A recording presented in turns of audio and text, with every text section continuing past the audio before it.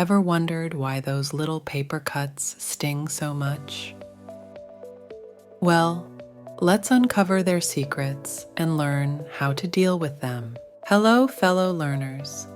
Today, we're talking about something we've all experienced, but probably haven't given much thought to: paper cuts.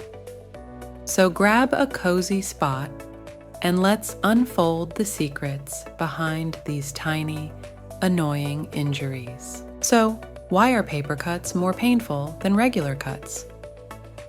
Well, it boils down to a few key reasons.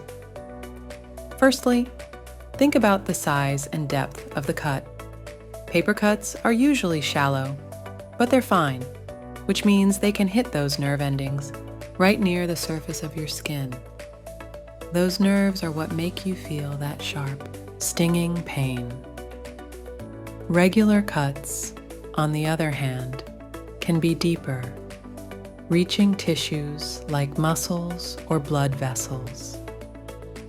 But they often miss those surface nerves, so they might not hurt as much as paper cuts do. Now, let's talk about location. Ever noticed how paper cuts often happen on your fingertips? That's because those areas have a bunch of nerve endings, making them super sensitive. So when you get a paper cut there, it's like an instant jolt of pain. Regular cuts might happen on less sensitive parts of your body, so they tend to hurt less overall. And don't forget about the type of cut. The edge of a piece of paper can be surprisingly sharp and jagged, causing more damage than cuts from smother surfaces.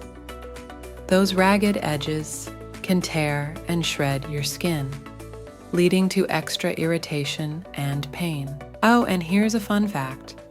The paper we use every day can sometimes have chemical irritants in it. Yep, you heard that right. Things like lignin, bleach residues, inks, adhesives, and coatings can all be hiding in your paper.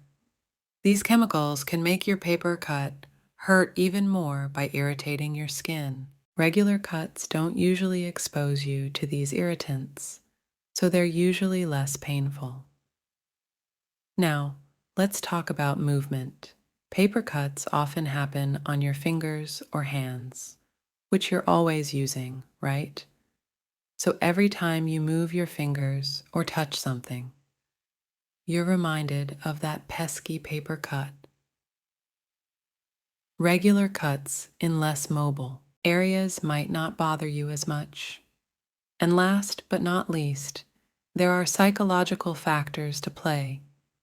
The surprise of getting a paper cut, combined with its seemingly minor nature, can make it feel way more painful than it actually is. Plus, the anticipation of pain during future activities involving the injured area can make it feel even worse.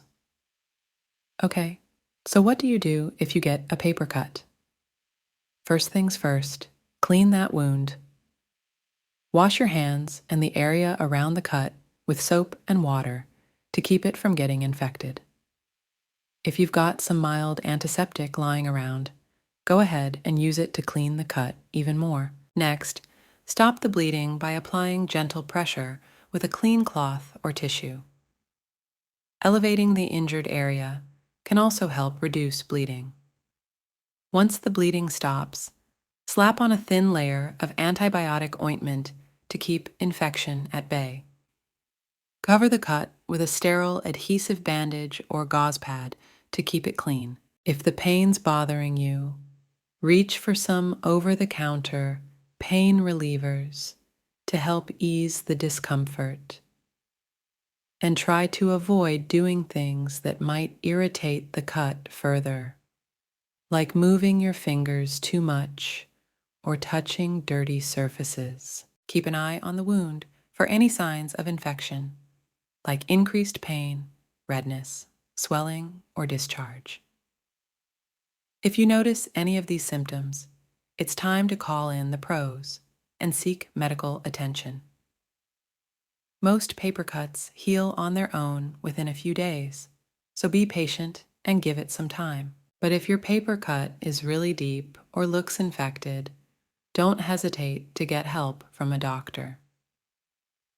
So, my friend, the next time you find yourself nursing a paper cut, remember these tips to make the healing process a little easier.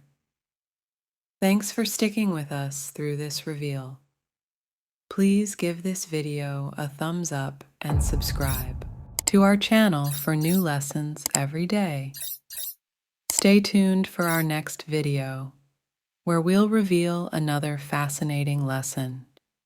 Until then, take care and stay curious.